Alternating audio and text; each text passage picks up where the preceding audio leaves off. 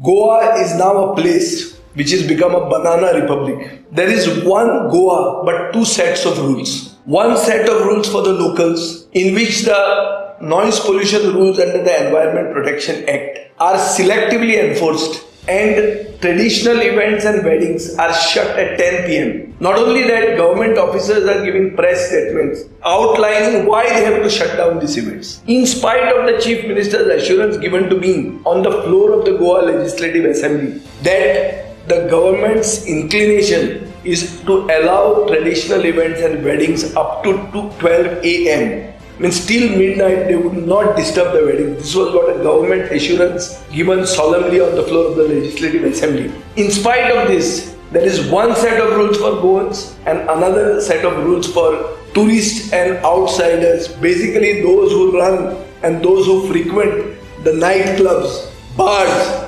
run by outsiders in North Goa's beach belt. How can this be called law enforcement? This is selective enforcement of the laws. These double standards has angered locals, very justifiably so. Every local is angry that how can we be treated differently and the Delhiwalas be treated differently. Hence, I call upon the locals to start a civil disobedience movement against such discriminatory rules. Till the time the nightclubs and these Delhiwalas don't follow the rules, we Goans also shouldn't follow these rules. It is time that there is one rule for all. This is an issue of dignity, it is an issue of equality, and this is about Goa, and only we have to unitedly save Goa.